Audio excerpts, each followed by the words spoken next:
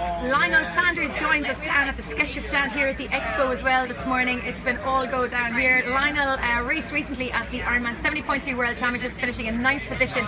He's also completed a streak of 5 wins out of 5 at Ironman 70.3 throughout the year. It's been an amazing journey for you. Lionel, you were here last year. How has your road to Kona for 2016 been this year? I think it went a lot better than it did last year. Last year I was doing some serious overtraining, and this year I think I concentrated more on the 70.3 and put my upper limits a lot higher, and so I think you know, Ironman race pace is much lower than I've been training for, and so I feel ready. I feel a lot more hungry this year. I feel a lot less fatigued, and you know, quite frankly, I'm angry, and you know, I want to take out some of that emotion.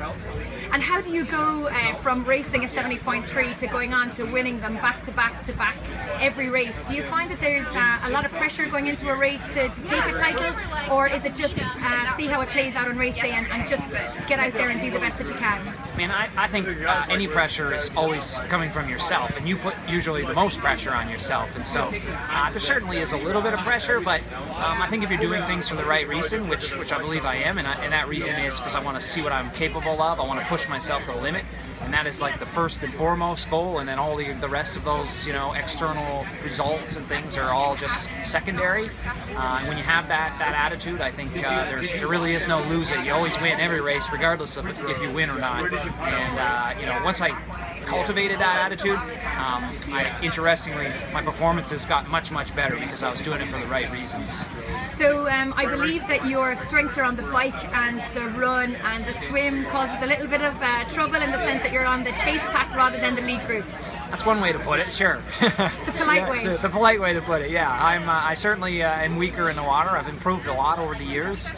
In my starting point, I was 238 per 100 for a 500-meter swim, and then in Malulaba about a month ago, I think I was 118 per 100 for a 2K swim. So, you know, over a minute and 20-second improvement over you know, quite a long distance. So, you know, I try and limit my losses in the water, and I swim to the best of my ability.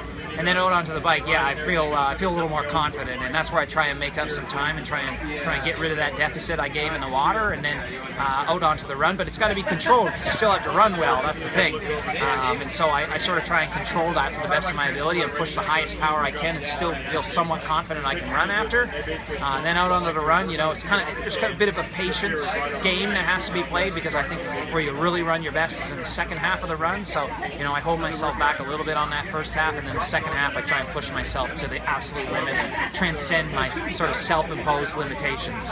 And of course the heat here will have a huge part to play in the success, both on the bike and on the run, probably more so on the run. Absolutely, yeah. The heat is it's like nothing else I've ever experienced coming from Canada. It's we don't have humidity really like this, and nor the hottest day, the hottest, most humid day is like a cool day here. So I have no experience. So I have to use tools like I use a heater, a humidifier. I get in the sauna after some of my workouts, turn the fan off in training, and you know, that's how I've sort of prepared for it. But you know, a great deal of it is going to be proper pacing, proper nutrition and hydration out on the bike. You know, if you think you can push, let's say 300 watts, you should probably push 20 watts less than that, because this race is just so much more cruel than any other race. And I don't think there's any downside to sort of you know, limiting yourself a little bit on the bike, because it's only going to pay dividends on the run, because the run is just, there's no wind, it's so hot. I remember last year there was like a little cloud over here in the sky, and I was just praying that it would come over the sun just for a minute so I could experience some shade, and unfortunately it didn't. but yeah, the heat it's just like nothing else, and most of it's up here. You got to just get control of your mind and relax, and you know, get used to high perceived exertion at really high heart rates, but not really going very fast. So you know, that's sort of the name of the game. What does it mean to you as a professional athlete to race at the World Championships here in Kona?